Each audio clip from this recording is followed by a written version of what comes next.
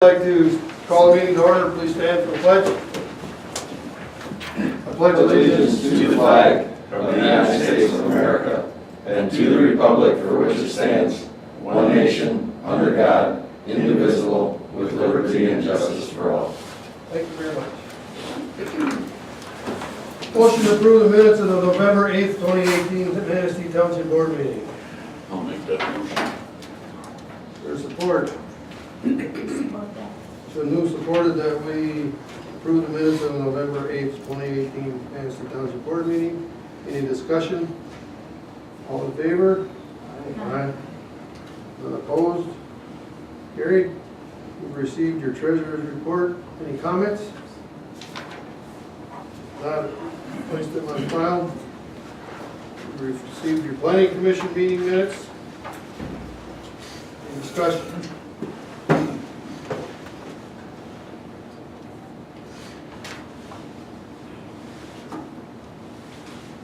Not to place them on file. Very well. Zoning appeals board meeting, none? Correct. Anyone with anything to bring before the board at this time? That is not on the agenda. Okay. We have no commissioner tonight. Guy, I'm sure you have an array of things going on in your office. I'll tell you, in the zoning administrator's office, we had 2 new complaints. One was an accessory building that was placed near a residence on Wilson Road with no permits. So I wrote a letter suggesting that he fill out this permit and return it, and I received that this week. So it was an after-the-fact permit, so the fee is different than if it were done in the proper manner. The other one was junk on Parkdale Avenue, and I've written a letter there, and haven't heard a response from the owner of the property. It's a rental property, but they are cleaning up, so. Let's see, it had 15 receipts for the month. 2 were for land use permits, 13 for construction type permits. And we're still pretty busy considering it's winter time with construction and land use issues, zoning issues. And at the planning commission, there were 3 candidates for the open seat due to the resignation of John Zielinski. Planning Commission recommended 2 of those candidates to be considered by this board. They didn't make a choice between the 2, so they left it up to this board. Those 2 were Richard Edmondson and Charles Shadle, who's in the audience. Planning Commission talked about recreational marijuana and just what their feelings about that were, and I don't want to take your thunder away, Richard, but they were thinking a moratorium at this point. Just first blush, you know. I go to lean or shut. And then the Planning Commission also had a discussion about short-term rentals. In the latest court case was an unpublished appeals court case that came out, where they used the definitions of family, single-family residence, and to basically say or decide that short-term rentals were a commercial use and were not a valid use in a single-family zoning, single-family residential zoning. Did I get that right? Basically. Mm-hmm. Is So.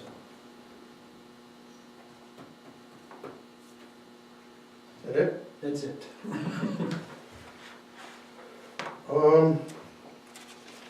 You might as well take this opportunity to ask someone to serve on a county commission, to fill the vacancy that's in place. I would entertain a motion from anyone on this board to ask either Mr. Edmondson or Mrs. Shale to fill that position. Is that, that's an expired term, 2021, right? I'd have to look if I knew when their term ended. It was Well, anyhow, 2020. Doug, could Complete It's an this term. unexpended term. complete John's term. Right. Is there a motion? Well, I don't wanna make a motion because I wasn't at the planning commission this past Thursday and to get in on the discussion of it, so I would feel out of place, I guess, to make a motion.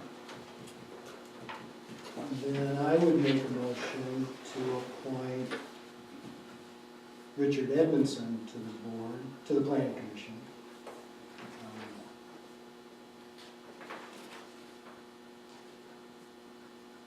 Is there a second? I'll second Been moved and supported that Richard Edmondson be placed on to serve on the planning commission for John Zalinski's, it. For the unexpired. for the unexpired term of John Zalinski. Any discussion? I'm surprised, and it's probably nice to see the interest we had in that position. Normally, we can't find warm bodies to fill positions, and here we had one opening and three. Three really qualified people, Yeah, And how many people serve on the planning commission currently? 7.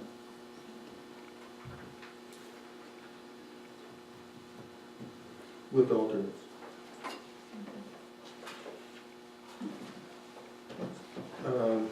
Motion's been made, it's been seconded. You want a roll call? No, we just need to have a Vote. vote. All in favor, signify by saying aye. Aye. Opposed? Carried. I'd like to take this opportunity to take a minute and thank Charlie for being interested. We appreciate it. We got more spots for you. That all, Guy? Yes. Chuck, you got anything going on across the street? Sure do. For the month of November, we had a total of 17 activities. 3 were fire related, 9 were medical, and then we had meeting station trainings and other activities were 5. Officers had about 52 hours for the month, and then total complaint hours were around 36 and a half hours. Apparatus, all the trucks are in good working order. We're still working on 131's replacement, narrowing down the specifics on that, of what we need. I believe we talked about the fire extinguishers, was a little check from October. For equipment, we finally got the revenue sharing grant money moving forward for the new turnout gear from the association. So we have Sam, Nick, and Joe with new turnout gear at no cost to us. The steamer port connections finally came in as well from the revenue sharing grant money, so we can maximize the hydrant when we're using it. Training, we continued training this month with CPR, hazmat refresher, driver's training, apparatus inspections. And then we're working on the 2019 training schedule where we'll try to coordinate more with East Lake and City Fire and working together. Administrative, we're continuing to work on the automatic gate agreement with City Fire. That's primarily up through the US 131 corridor, through the commercial corridor, up to M22, and then we would help them throughout the city limits. And then East Lake, we already have an automatic gate agreement with, so it's been working out pretty well. And then personnel, we still recruiting. We have 2 new folks for board approval tonight. All their paperwork's in. One's a returning member that took a leave of absence for a while, and then one is a brand new first person that is interested in helping out. So one is Ben Mott, the other one is Dave Cook. And that last name Mott is M-A-A-T.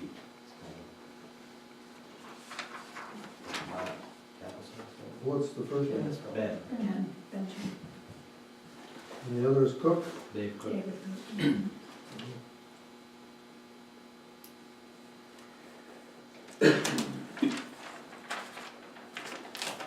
Would both of those be considered probationary environment?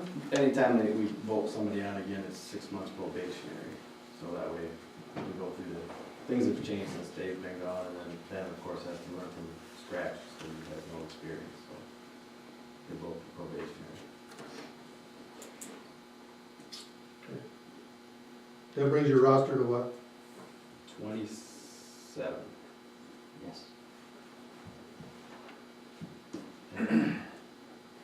There's still about 6 folks that we have to be in touch with because they're usually busy or something else is going on, so there's, we'll be talking about that in the next couple months. The state's pushing the CEUs for the fire department. If you're familiar with continued education units, they do that with medical.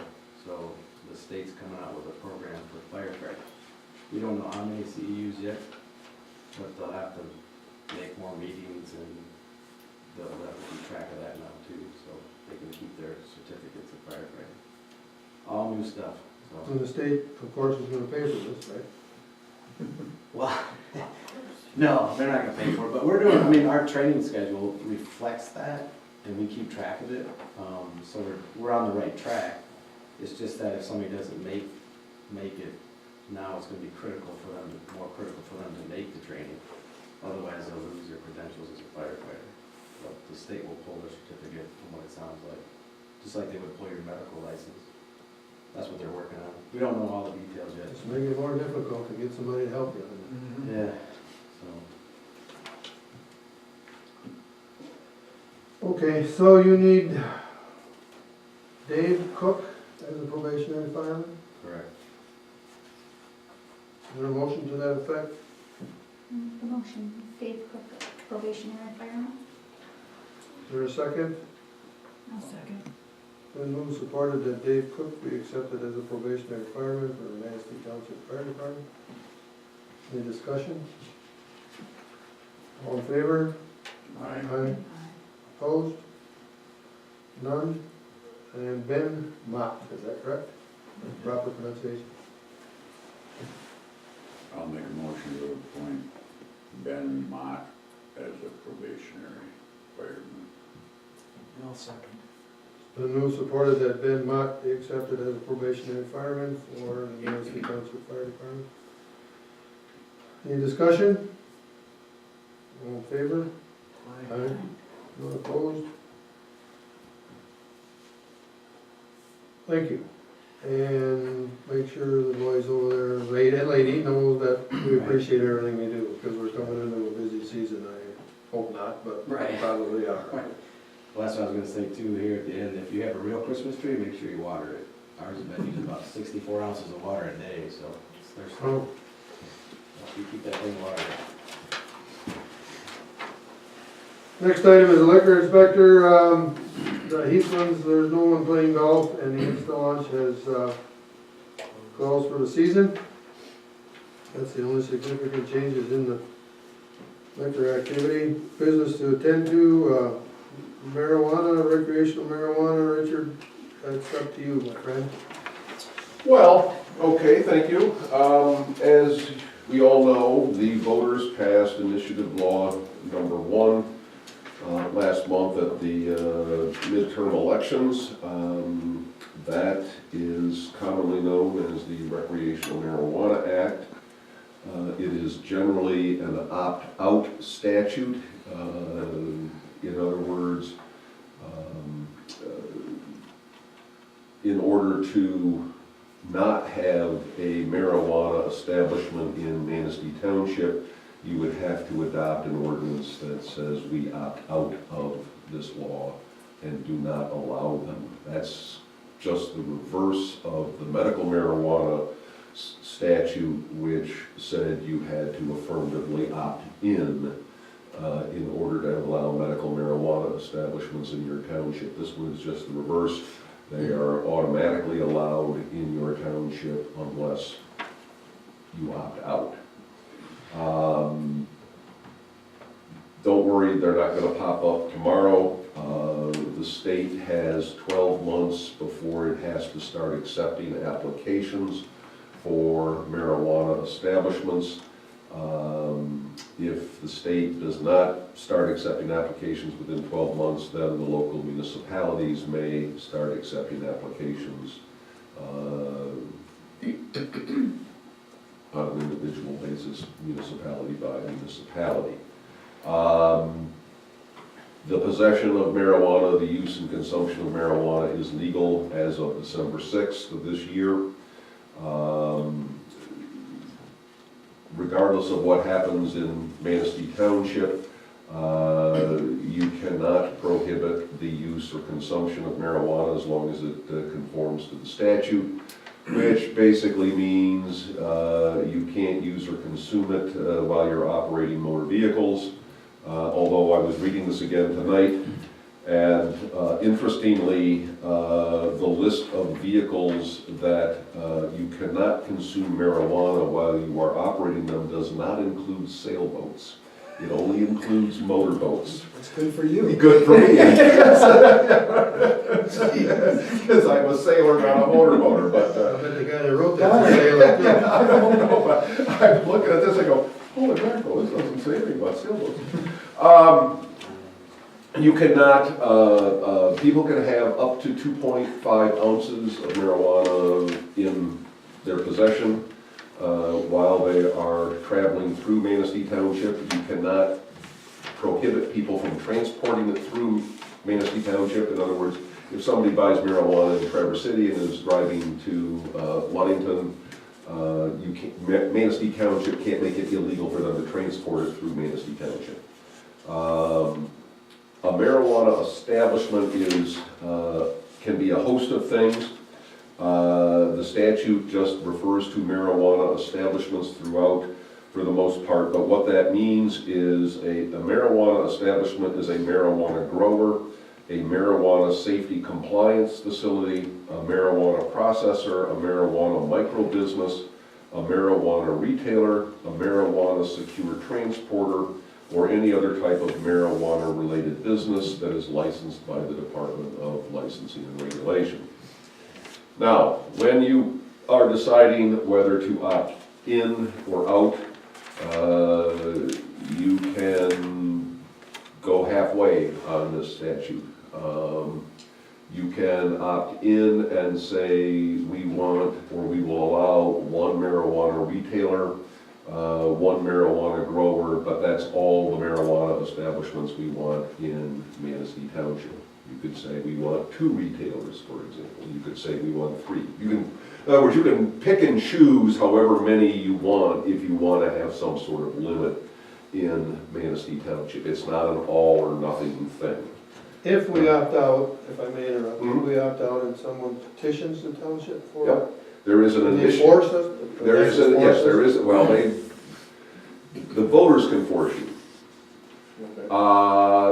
There is an initiative provision in the statute that says if your municipality opts out or doesn't act, or says, we only want one marijuana retailer and that's the only establishment, you can file an initiative petition.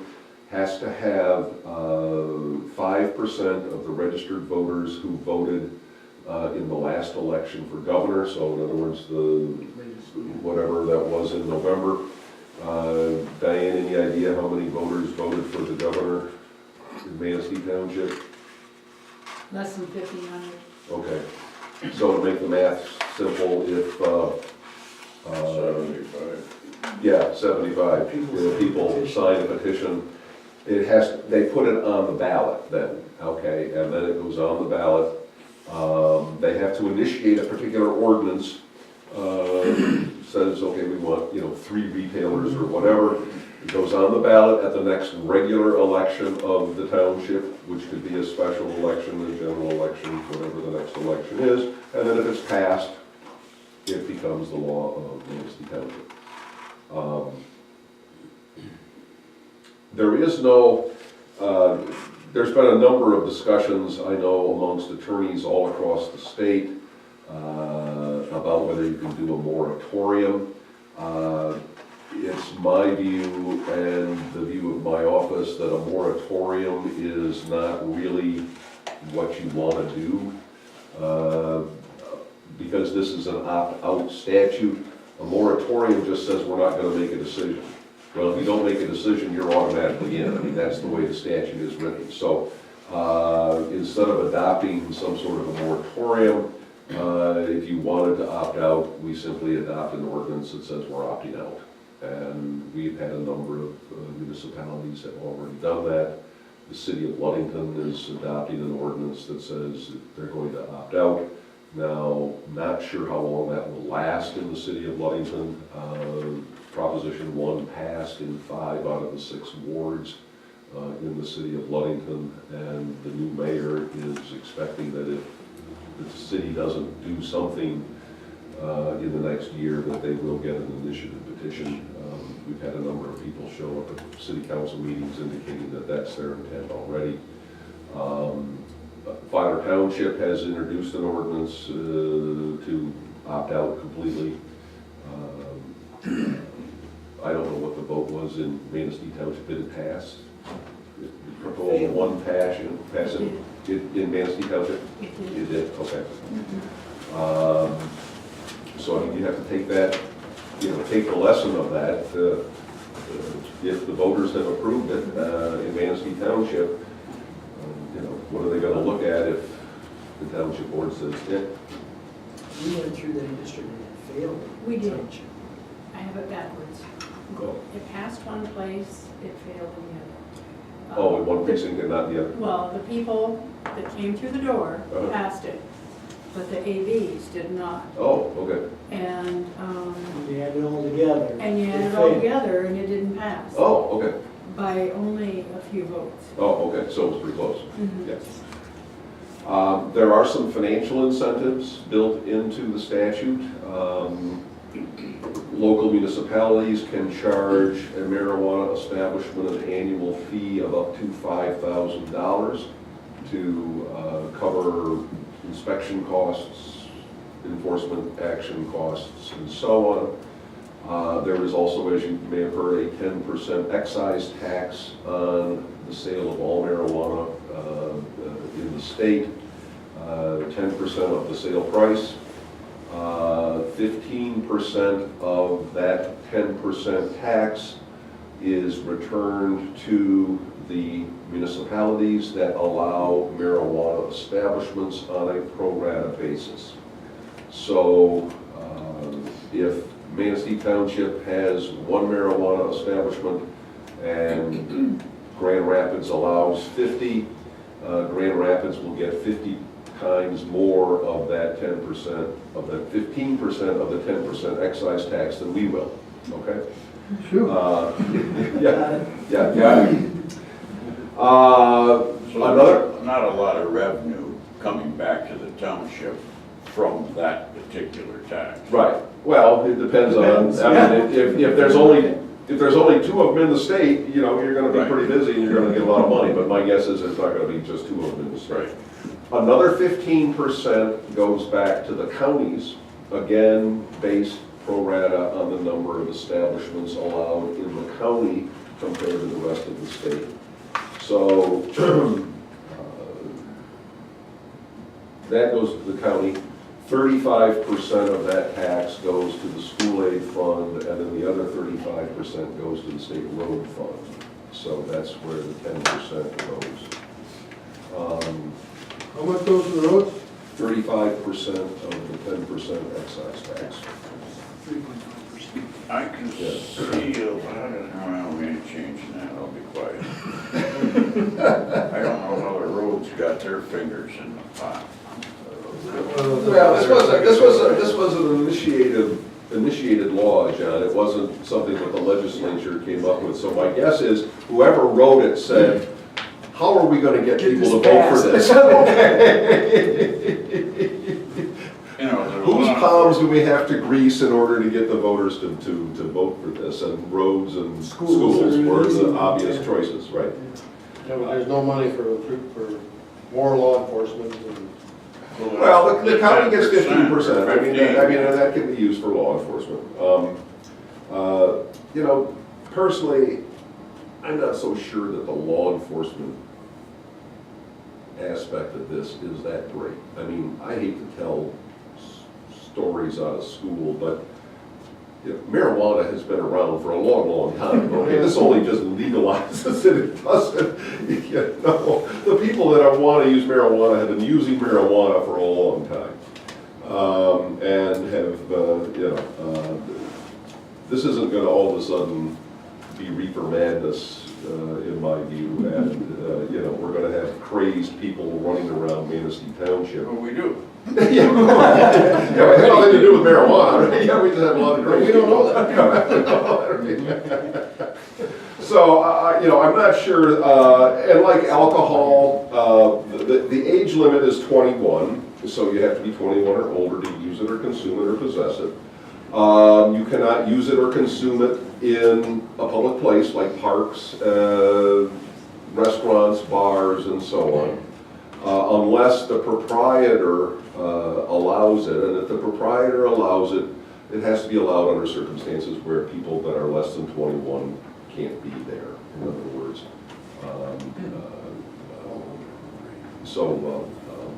But it's not going to be at the, you know, it's not going to be in the parks. You can't smoke it while you're driving. You can't even smoke it as a passenger. There can be no consumption in a car or other, apparently a motorboat, but apparently a sailboat you can, by passengers. People who own property, if you're the owner of a motel, you can prohibit smoking in your hotel rooms. Well, I presume that this would be just like the smoking law that's already in place for cigarettes. For the most part, yep. Yeah. Same kind of idea, although, you know, you can take a 8-year-old to a bar if you're accompanied by an adult, and you go into the bar for a hamburger and a Coke at lunchtime. You know, you can take an 8-year-old kid into a bar, but if the bar owner has a marijuana smoking room someplace, then you can't. Your growing operations cannot be, I mean, you have to do this in your basement basically. Plants cannot be visible to public places unless they are visible by telescopes. It's a strange way this is written. Drones. Yeah, drones. Yeah, the act does not authorize cultivating marijuana plants if the plants are visible from a public place without the use of binoculars, aircraft, or other optical aids. So, That kind of sailboat. yeah, that kind of sailboat, that's right. Offshore, and you're going to be growing on the front deck. So Richard, if we just, Yeah. if this board decides to opt out, Yep. and who knows what the reason might be, they decide to allow one, can we just arbitrarily opt back in? Yes, yes. Yeah, I should make, yeah, this is not forever.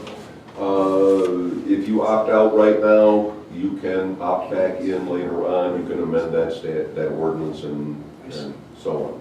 And I think that's what a lot of people are looking at doing is sort of letting the dust settle, maybe wetting their finger and sticking it up in the air to see if it gets cold on one side or the other before they decide to move forward. I personally relate this to the fireworks law. You know, the state legislature says, sure, you can have fireworks, but we don't have any rules or laws or anything, so if you guys have a problem, you let us know, we'll come up with something. Yeah, right, yeah. And that's about how I think they're looking at this, you know, they're gonna create the laws as they present themselves. Well, the Department of Licensing and Regulation has, as I said, 12 months to come up with regulations, a licensing scheme for this. And the word on at least the legal street is that they're going to basically follow the same kind of thing that they've done with medical marijuana. They just came out 6 weeks ago with finally the medical marijuana regulations. People are expecting it's going to look a lot like that in terms of the licensing procedure and so on. So do all the laws that you, or all the information you've given us, does that pertain to medical marijuana as well? No, no, this That's is all entirely different. recreational. Right. Medical marijuana is still regulated under the Medical Marijuana Act. Although we're finding that medical marijuana caregivers are generally strongly in favor of this new statute because there are not a lot of medical marijuana provisioning centers, particularly in northern Michigan. We've had a number of people in Ludington, for example, that have said this is a godsend. You know, I have family members with cancer, I have family members with glaucoma, whatever. We have to drive, you know, they've got a card, but, you know, we have to drive them to Ann Arbor or Ypsilanti or wherever to buy medical marijuana. That's, you know, it's a big hardship.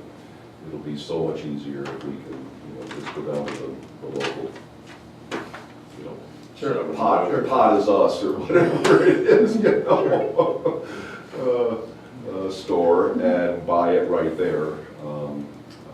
So, and, you know, to some extent, I think that those two regulatory schemes will end up merging into one at some point. It doesn't make sense to have two different licensing schemes, particularly once it becomes legal for everybody. You know, what's the point of having a medical marijuana card? Well, only if insurance starts to pay. Well, yeah, there you go, yeah, that's for some payment reasons, that's a good point, Connie. Otherwise, there isn't. But no, you can opt back in, and you do that by basically saying, these are the types of provision, or these are the types of marijuana establishments we want to allow, and this is how many. Or we just say. And that would be in the form of an ordinance as well? Would be in the form of an ordinance. Amendment to the original, yeah. Yeah. Yeah, right. You do have some zoning regulations on this. Believe it or not, the regulations that the state has to issue have limits on it. The state cannot allow a marijuana establishment in any zoning district that is zoned exclusively residential. Now, that does not include our ag, forest, residential kind of things, commercial residential, those are not exclusive. But what is it? Single-family residential, the R1, R2 that we've got. And also the state cannot allow an establishment or license an establishment that's within 1,000 feet of a public or private K through 12 school. Interestingly, however, local municipalities can reduce that distance if they want to. That's what this, so you want to allow a head shop next to the kindergarten, go for it because you've got the authority to do so, okay? Thought that was rather a curious provision, but I don't write this stuff, I just have to read it and interpret it. So you do have some regulatory, I mean, as part of that, you would also do an amendment probably to the zoning ordinance that would make these permitted or special uses in certain districts. Some of these are commercial, obviously some of these could be home occupations. I mean, a marijuana micro business could be a home occupation, except in an exclusively residential district if the state does the licensing of it. Now, you can, I mean, if you want to come up with your own licensing scheme, you could do so. But that licensing scheme has to basically not be any more strict than the state. Basically has to follow the state guidelines. But I wonder how they ever hung recreational on this. You know, I guess. it's like saying recreational alcohol, right? You know, I mean, recreation in my vocabulary is ball games, swimming, golf, movies, what it might be, but this is recreational marijuana. Well, I think it was just to distinguish it from medical, perhaps, you know. So, Richard, if we, Do you have more to? No, I just soon answer your questions. I mean, My question at this point is if we don't make a decision on this tonight, and we wait for 30 days, oh, yeah. if somebody comes in here tomorrow and wants to put in a, They well, can't. they can't The because they don't have state a gold will bill issue a The state license. doesn't No. hold licenses for 12 months. Yes, up to 12. It doesn't have to be. So no, there's no, you're not under, you know, nobody's got a gun to your head if it is done. And, Well, it's gonna be a topic that's gonna come before this board, I'm sure. mhm. And the more we learn about it, the better off we're gonna be. Just so the board knows, I've already had an inquiry about zoning, from the zoning section. Right.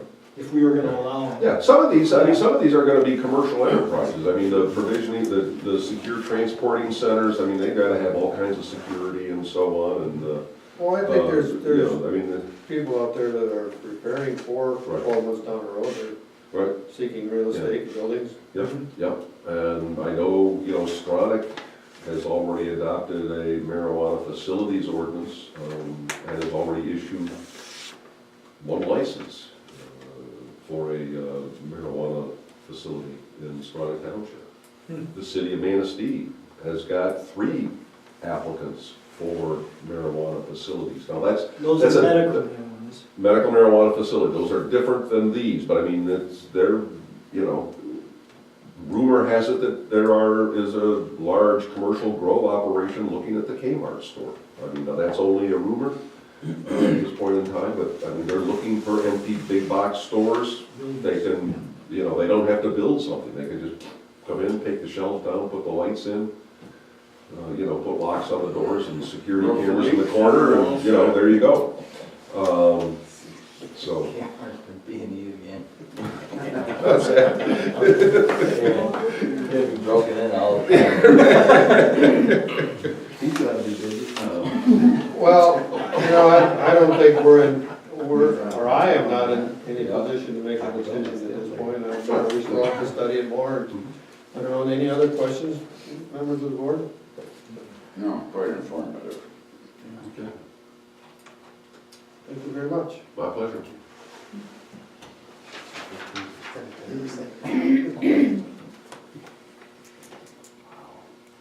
Next item is a construction permit administration fee resolution. Guy, would you give us the highlights of that, please? I spoke to the board about this last month. And we wanted to put together a resolution concerning what we are calling an application fee for construction permits, both building and trade permits. The trade permits, if you look down about halfway down the page, first page, the application fee for all construction trade permits, which is electrical, mechanical, and plumbing, is $30 per permit. And just above that, for building permits, the application fee shall be 7% of the amount billed to the township by associated government services, but in no event less than $25. How is that comparable to state permits? The state,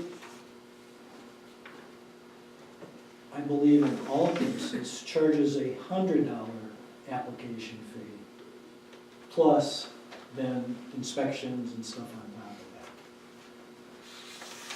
that.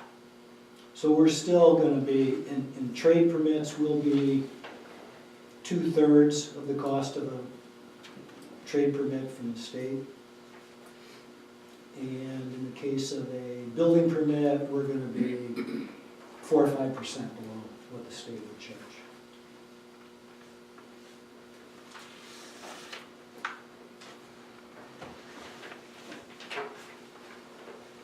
And this fee is to cover a large amount of time being Time spent on that issuing and.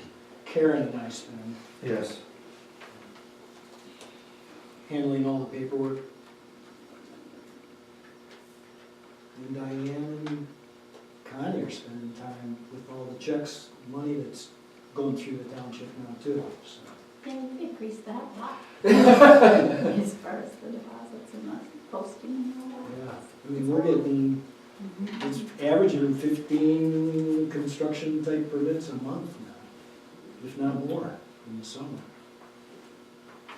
And we've been shouldering the cost for the last 12 months. We discussed this in quite lengthy detail last month.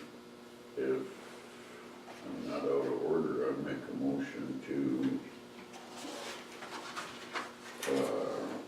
adopt this ordinance or fee schedule for building and trade permits.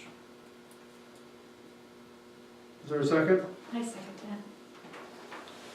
It's been moved and supported that we adopt the Resolution. resolution establishing rates for building and construction trade permits. Discussion? Call the roll, please. Mr. Downs? Yes. Mr. Fino? Yes. Ms. Jankowitz? Yes. Taylor is yes. Mr. Berquist? Yes.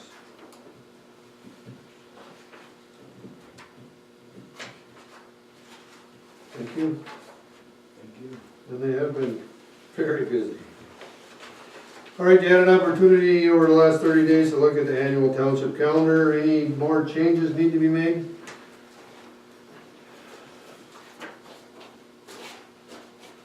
If the calendar satisfies everyone's activities and such, I would entertain a motion to accept that calendar as presented. I'd make a motion to that effect. Is there a second? I'll second. Been moved, supported that the annual township calendar be accepted. Discussion? All in favor? Aye. Aye. None opposed? Just FYI, the reason we do this is so Diane can print in the newsletters, postings, things like this. It gives her direction as to what's coming up, what's happening, You're required by the Open Meetings Act to post your schedule of regular meetings within, right after the first meeting of your calendar year, so you gotta do it anyway. Yeah. It's not just for the calendar meeting, it's the newsletter. That's what I was gonna say, yeah. Next item is roadwork considerations for 2019. I was with Mark today at the road commission. The road that I thought that we should take a serious look at would be North Millard Road from US 31 to 598. We can't do that in 2019. It's gonna take too much engineering, too much paperwork, legwork to do that job. And Manistee Township, Bear Lake Township, Onekama Township, and Brown Township would all be involved in that project. I was under the impression that that has become a primary. It has. Okay. Yes, it has. For 2019, if we haven't done anything in 18. Olson Road was redone, but that was a warranty job. We haven't done anything we didn't do anything in 18. I guess what I'm looking for is, should I pursue Pine Creek Road? Pine Creek Road, I've got estimates from Mr. Sheldon, for the 5 miles of wedging, chipping, fog sealing. Like Olson Road, our share would be $205,000. We can do part of it. We can do all of it. We don't have to do any of it. It's just, if we want to get on their list for 2019. I don't know if you would live any longer, if we're gonna have anything to work with, it's so, the coals is bad. Is $205,000 the township share. Right. What is the total cost of that? 290. Road commission is 88.2 is their share. Ours is 70%, theirs is 30%. 73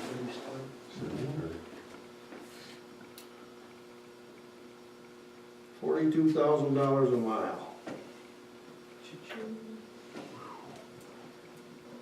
Just for chip seal? Wedging and chips. Wedging, chips, and Fog fog sealing, and the, yeah, bring it in, straighten it up. Dwayne? Just wondering if there'd been any consideration given to Miller Road. It's real nice in Onekama Township, but it kind of turns bad as soon as you hit Manistee. No, we haven't. No, we can certainly take a look at it. This is why this is brought up, because we need to figure out, if we're gonna do something in 2019, we have to do it soon, or get on the list soon, and we have to decide what that project would be. Anybody driven down Piney Road lately? Yes. You know, there's not much right away in Piney Road. Yeah, it's got 66 feet, just like you got every place else. Well, people must have built their porches on the road right away. Well, That wouldn't be the first time. Right, right? that old subdivision. Yeah. So think about that. And Dwayne, I will take a ride up, or anyone else take a ride up to Mill Road, and I'll talk to Mark about Mill Road, see what that. But I would, for 2020, if we have the money, or if we wanna do something in 2020, I would like to pursue Millard Road. But we'll need to start 2019 with the townships to see what they're. Well, there's a meeting set up for myself and the other three supervisors to talk about.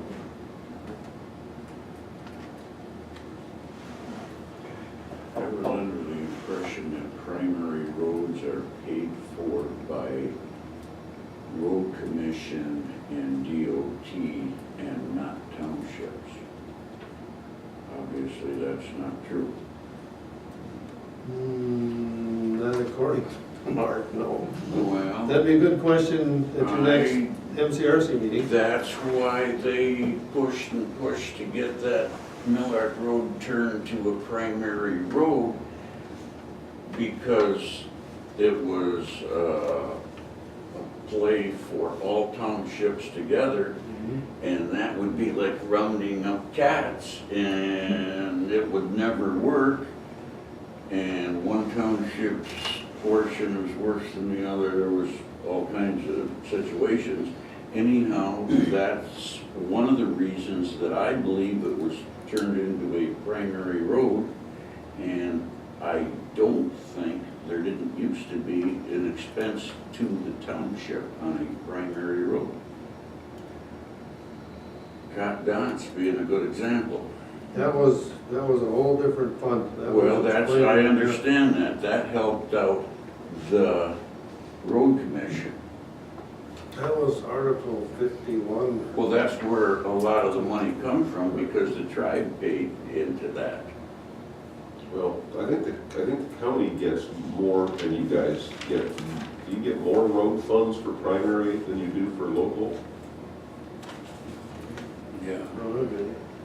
You don't get any Act 51 funds? Road commission, we don't get. Right, road commission does. That's the gas tax money. Right. And I know villages and cities give. I thought Right. maybe townships did too, but those villages.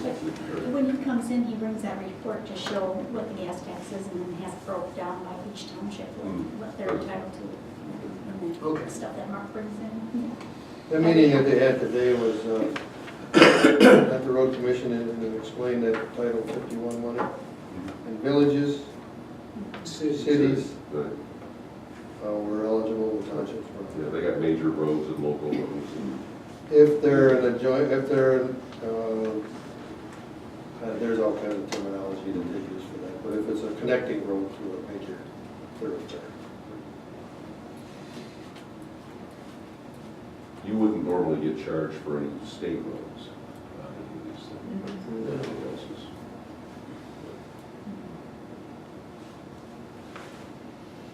Think about that, if you would, please.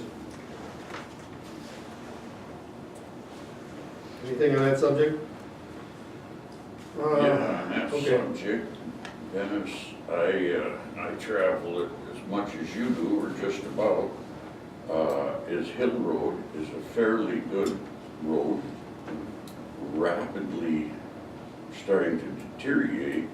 It is on the north end. Where to, if that could get chipped and sealed, I don't know if that's a proper term anymore, seal coating or fiber, but whatever it is.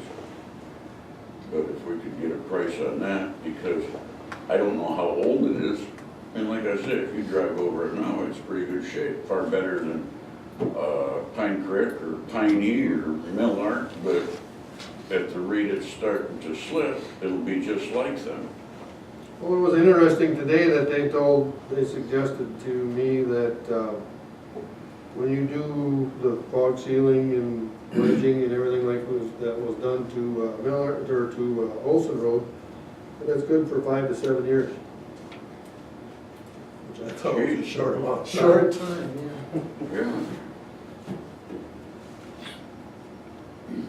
Bankers give a 70-year-old man a 30-year note, go figure that. I think they're sending the wrong guy to these meetings. They need to send him.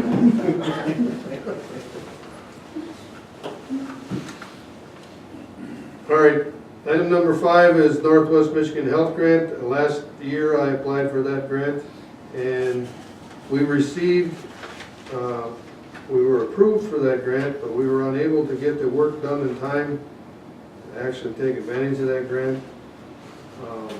That was for the pickleball court? Right. Yeah, okay. And I would like the board to allow me through resolution to apply for a grant this year. I already have the paperwork done, ready to submit. Karen has helped me with that. I would entertain a motion to approve the grant submission for the pickleball tennis courts improvements. I'll make that motion. Is there a second? I support it. Been moved and supported to pass a resolution for grant submission to the pickleball tennis court repairs improvements up here at the, where the tennis courts were located. Discussion? So you want a new resolution instead of utilizing the one that we passed earlier in the year?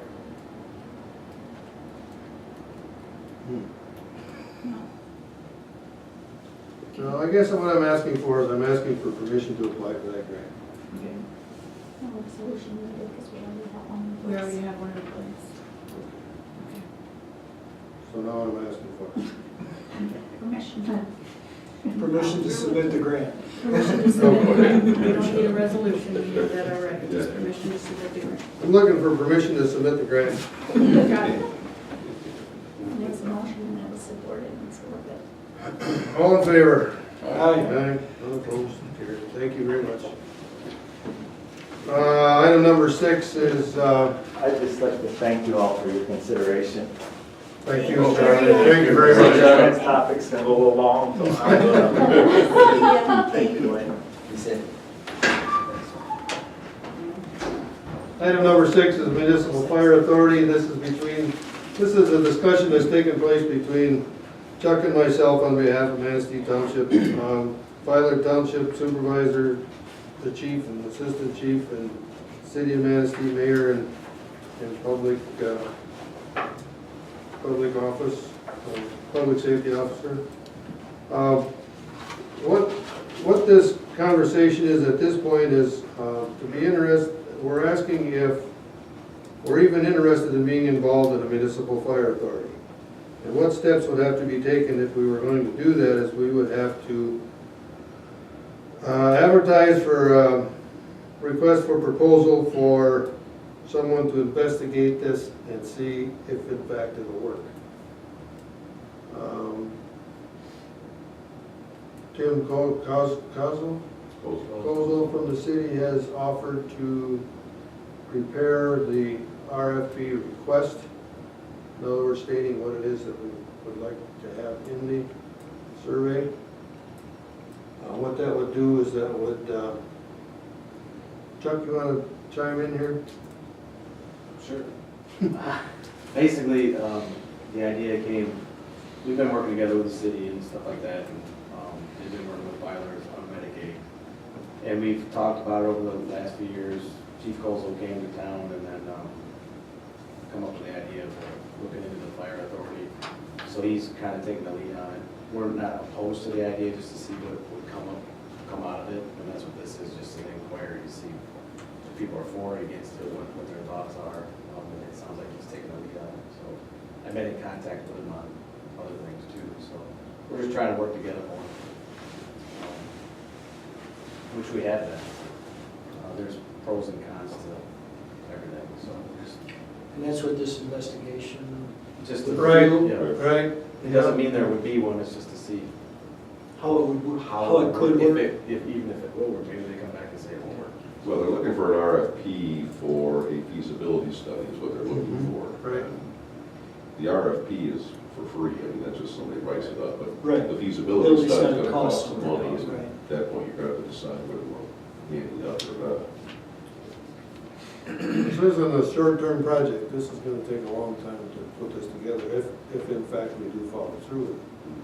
Who It's pays for just this, these, go ahead, John. who pays for the study if in fact it gets that far? Up to the people Three who are entities. interested in Three doing it. entities. Yeah, Yeah. the three entities. So then I But would- the RFP will give you the cost, you know, what, some Okay. idea what the, I mean, that's the point of the RFP, is to get proposals to do a feasibility study, and part of that proposal will be, this is how much we're going to charge you to do the feasibility study, and select presumably the low bidder, or lowest qualified bidder. Yeah. Well, I'm just wondering, Filer and Stronach and everybody else around the lake. you know. Well, this includes Filer, City of Manistee, and Manistee Stronach. Township. No, Stronach's Stronach not. hasn't They're been not, involved. they're not interested? I don't know, I know, I've they been were to, invited, were they? Well, that was my question, I guess. I don't know if they have been or not, but I was at Filer's meeting earlier this month, and, well, you were there. Jim Esposito? Jim Esposito was there, and, but the only three participants that I've heard of at all Or the three. are the two townships in the city. I haven't heard anything about Stronach or Bear Lake or Eastland. East Lake or. No, there's just been, backside talk of that amongst the firefighters and stuff like that, to make sure that as it comes up, that they would be included in, they would be asked to be included into it. So we've just been talking with the city and Filer at this time. Okay. Just a We try to keep everybody in the loop, because East Lake already does Medicaid with us, and Stronach and Filer do that too, so it makes sense if it did happen to include everybody around the lake. You've all got mutual aid agreements already, I mean, Correct. Filer needs your help, they call, you guys go, so. Filer has automatic aid with the city. Right. We have automatic aid with East Lake, East Lake, we're working on it with the city. and you're working on it with the The city. city, yeah. And that automatic portion of it, you take the mutual out, that helps your ISO ratings and your insurance goes down, because everybody has, they consider it basically one. A bigger response. fire. Bigger fire department, right, yeah. And then we're also working on the Mavis stuff with Pro Kiwi. I don't know if Jim had mentioned that at their meeting, but, so that'll incorporate some of that too, some response, like one, first alarm, second alarm, stuff like that, so you won't need to call, it'll be done for you, so it's one less thing you gotta worry about. So it's all kind of coming together, it'll take some time for the box alarm stuff. Well, they have to, who's gonna do what, and, Right. who's command at the different fires, and, it's a lengthy process, I'm sure. And I'm fairly confident that it's gonna be an expensive process. That's usually the easy side of the house, it's where the money comes from. So that'll be the issue. Usually when you're, the authority having jurisdiction, and when it goes to a fire authority, it would be different too, but, so with the automatic aid, so if Chief Kozel was at the medical, or the hospital when I was on, they had that. He was in charge at first, when he got there first, and then Joe took over when Joe was there, when Chief was comfortable, so. The authority having jurisdiction right now, but when it doesn't become a fire authority, then it would be a little bit different. And it might stay the same too, that could be put into that. I'm assured by city representatives that this is in no way to be conceived as eliminating any jobs within the city, as a city full-time fire department. Because I don't think we'd be in favor of that at all.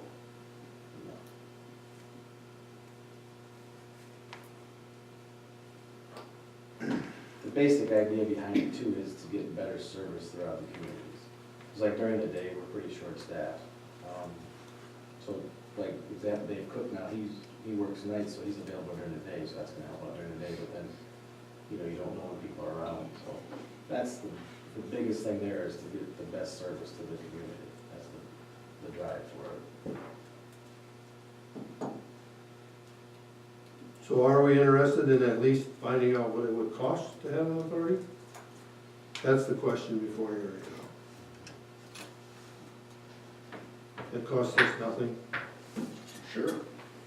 A little information can't hurt anything.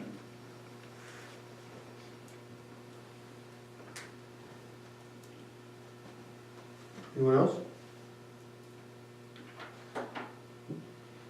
As long as there's no cost to it, I don't think there's a problem finding out. And going from there. I attended one of the MTA sessions at the conference last time, and they talked about the fire authorities, but they were talking how they're dissolving because they're not working. I'd like to see the side that says why it should work. Yeah. Well, locally, Mason County had some trouble with their fire authority, if I understand that correctly. If you read the record, Eagle, Traverse Cities had some problems with parts of their authority. But there are places, Chuck has assured me that there are places where they do work. There's countywide fire departments around the nation that work pretty well together, so it's a little different than the fire authority, but similar. Yeah. I mean, Mason County, they just bought 12 new engines at a discount, because they bought so many of them. Every 10 years they buy new trucks, so. But they've had some growing pains, but I think it's all in how. Scary.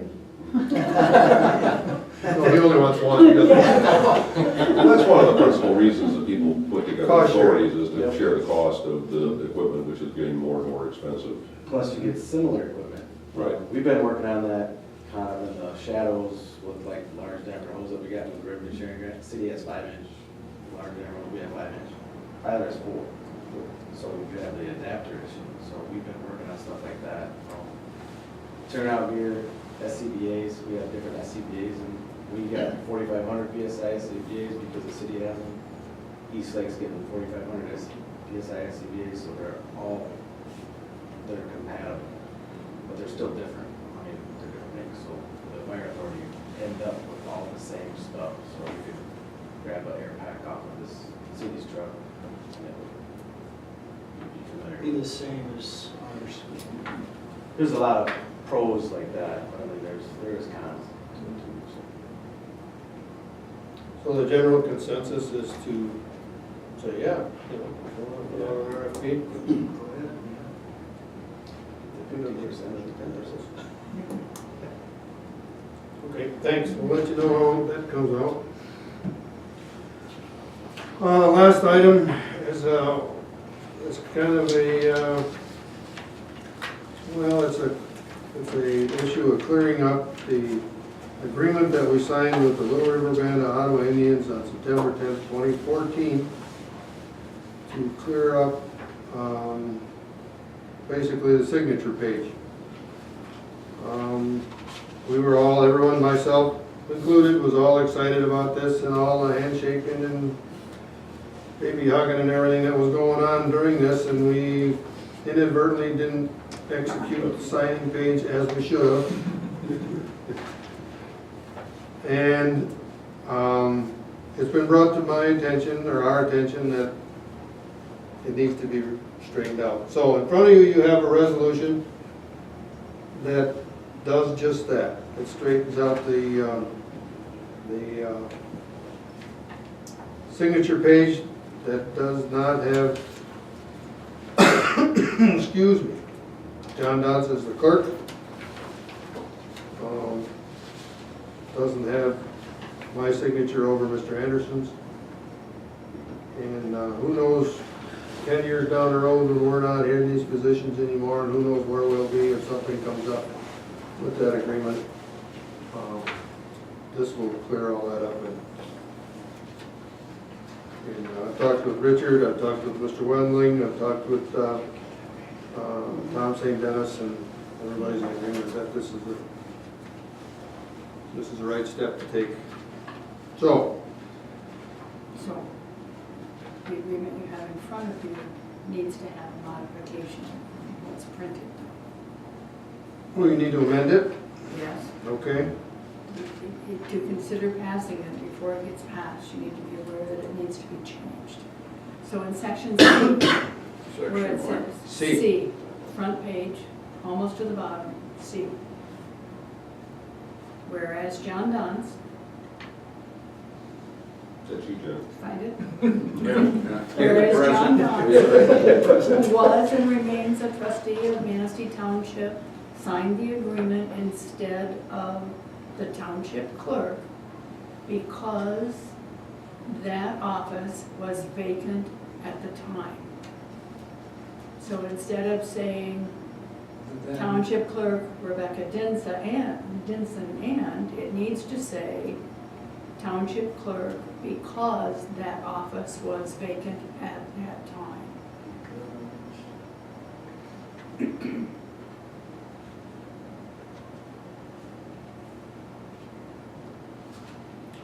Even the governor's office approved of. Yeah. All the way What around. resolution number is this today? This will be 6. If passed, this will be 6. So what I'm looking for is a motion to adopt resolution number 06 of 2018 as amended. I make a motion to sign resolution 06 of 18 as amended. I'll support that. Been moved and supported that resolution 06 of 2018 be adopted as amended. Any discussion? Call the roll, please. Mr. Fino, Yes. Ms. Jankowitz, Yes. Taylor is yes, Mr. Dunn's, Yes, and Mr. Berkowitz. Yes. Thank you.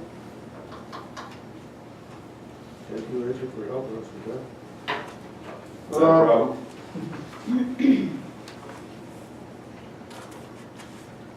You've received a copy of the bills.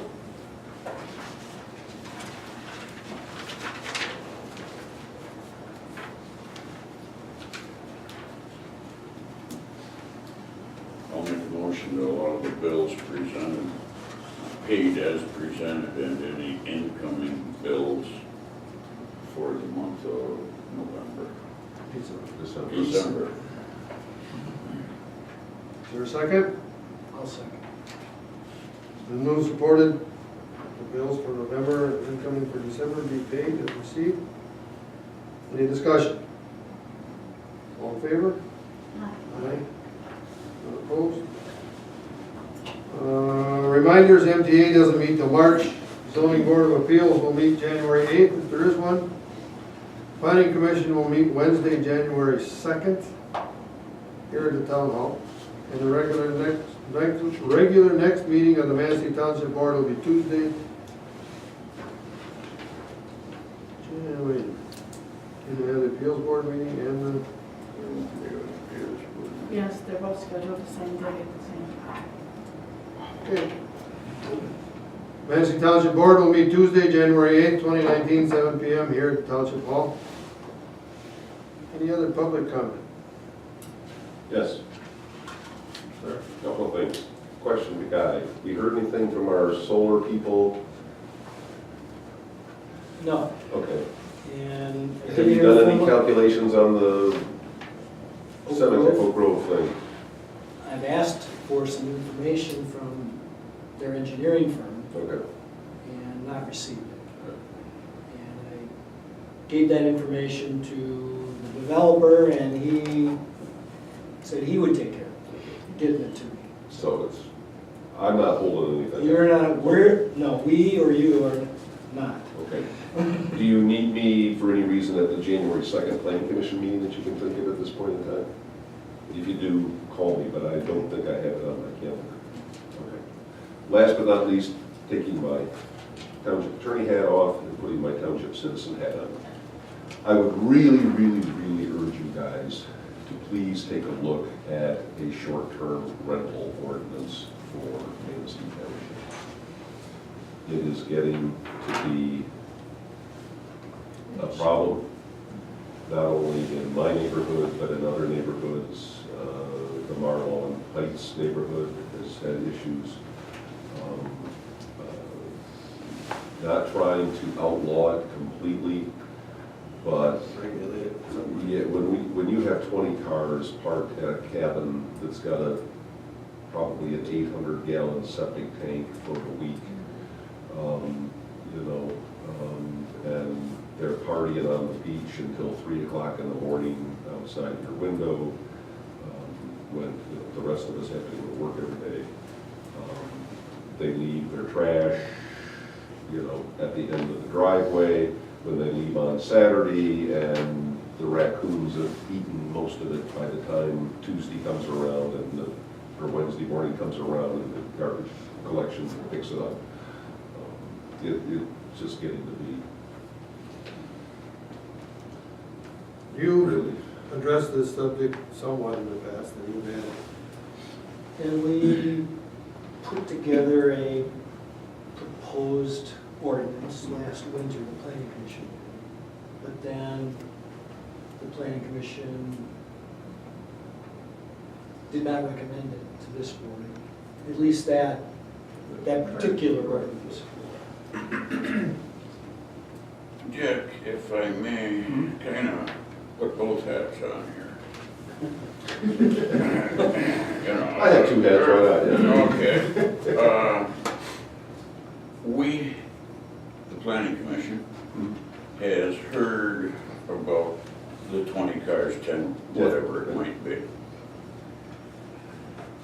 They're illegally parked there under the current ordinance, or they're in the neighbor's yard or out onto the, not road right away, but they're illegally parked regardless if there's an abundance of cars, is there not? No, not necessarily. I mean, they're parking them on the grass. I mean, they're parking them in the yards of the property owner, okay? And this can be, a 1 week rental, it can be a weekend Airbnb. But in addition to that, I mean, they bring campers, and so you've got the house filled and then you've got the camper filled. And they're not parking in the road. I mean, they're just parking all over the lawn. And quite honestly, the number of cars isn't the problem. It's the number of people that you can And then, put into these places. see, we've listened to a lot of, I shouldn't say a lot, some complaints. And Dwayne, pipe up if I'm wrong when I get going on this. But we don't want to double ordinance the same issue. No noise on the beach till 3 o'clock. Would we write a new ordinance? How, we can't enforce the ordinance we have with decibels when in fact it happens, keeps you or the neighbor or somebody else up in the middle of the night. How are we gonna cure that problem that night, and that maybe only happens once a week, or you don't know what night the next week it's gonna happen? How does an ordinance prevent this? Well, an ordinance would at least allow somebody like the neighbor to call up 911 and have a sheriff's car swing by and tell them to knock it off, keep it down. I mean, I've done that. I mean, I've called the state police before, and. I understand this, but now when we talk, that makes us feel good internally, if you will.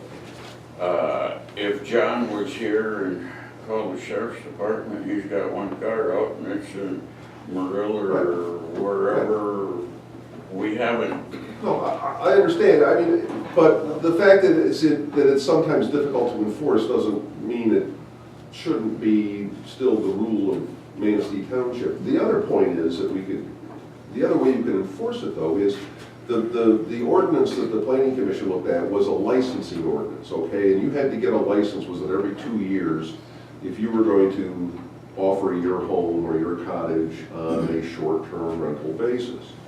And if, we get complaints from the neighbors that you're not following the rules, you now have grounds, regardless of whether you can prove so many decibels of noise, that, you say, listen, you either tell your people that this has got to stop, or we're not going to renew your license. And then you can't use your property for a short-term rental if you can't follow the rules, or if you can't keep your renters from following the rules. And Is there a permitting process out there somewhere? yeah, that's kind of what we're talking about. A license or a permit is what you would get. No, but I mean, for each, they would have to, if I rented out my house, I would have a permit, list of rules, contract, whatever you want to call it, And that's to the rentor, stating these are the rules. Right. And our ordinance, I think, said they had to post these rules, inside the rental unit so that people were aware of it. There had to be, one of the things is that there has to be a sign on the property that has a contact. The owner has to have a local contact with the contact information so that people can get in touch with them. One of the problems, I have a neighbor, bought the house, lives in Colorado, okay? We have a problem, we don't have anybody to call. The one in Marlon Heights, the guy lives in Georgia. Right, and there's no local person that you can call up and say, hey, listen, your renters left the trash out all over the neighborhood, come pick it up. They call me. What? They call me. Yeah, right, but you don't go pick up the trash, because you don't get paid to pick up trash. They call the township, Right, because we pay the But check. this licensing, if we were to have a permit, it could be annual as well as biannual. Right. It could be revoked by Yeah. the township. Mhm.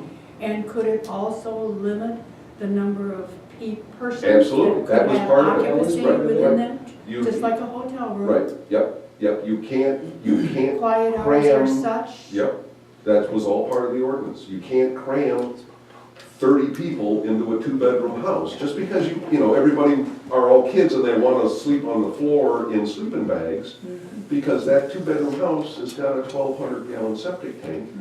And by the time 30 people leave at the end of the week, it's bubbling,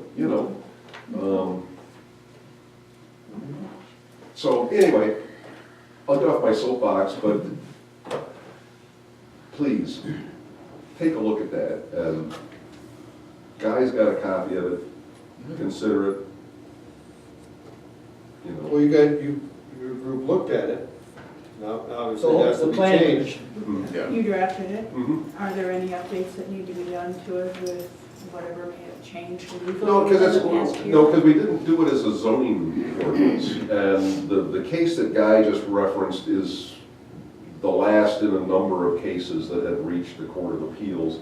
And the Court of Appeals has generally, in fact, almost universally ruled, and they have to do this by zoning ordinance, so every case is a little bit different because everybody's zoning ordinance is a little bit different. But they have generally uniformly ruled that short-term rentals are a commercial use, not a residential use, and they are not appropriate in residential districts.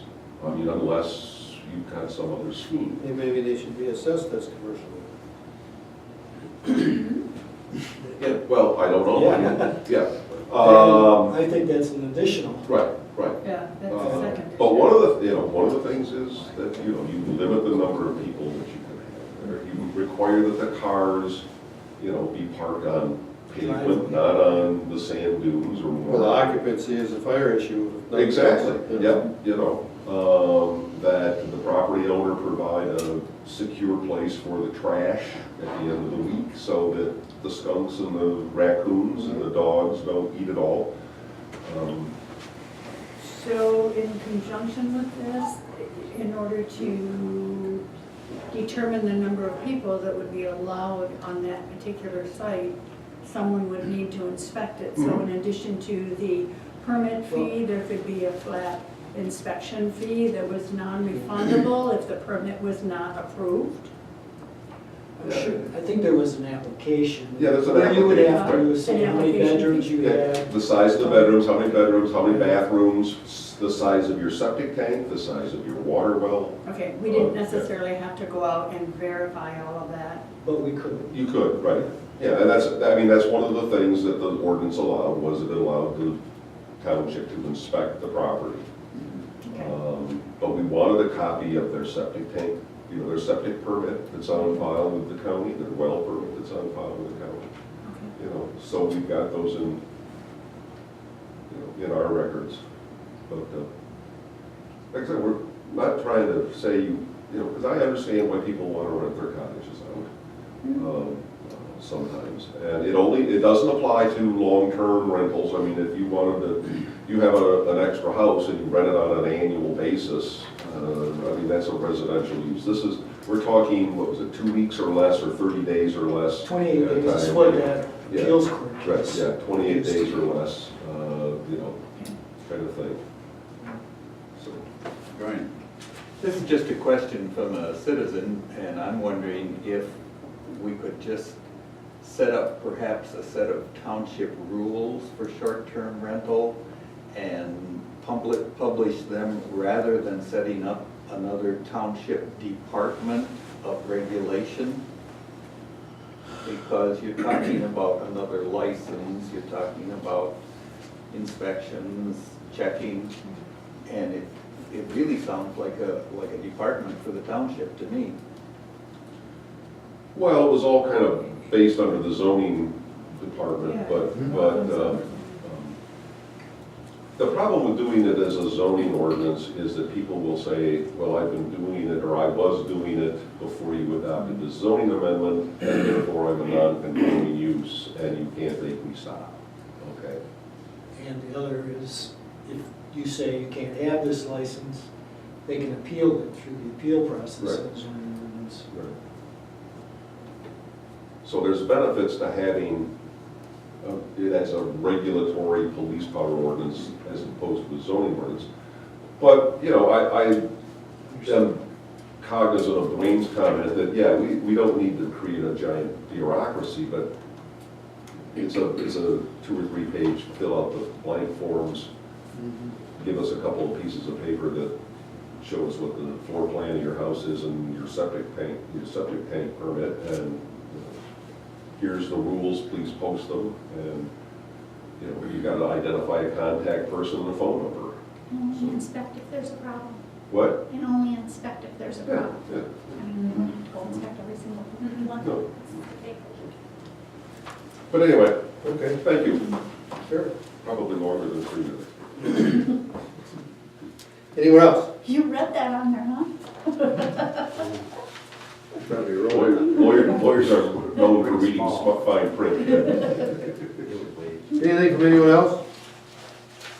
If not, on behalf of the Manistee Township Board, I'd like to wish everybody a very Merry Christmas and a happy and safe holiday. Motion's in order. Remind everyone, we will be closed on Monday, December 24th, and Monday, December 31st. 1st also. I'll make motion to adjourn. Support. I support that. We move supported, we adjourn, all in favor?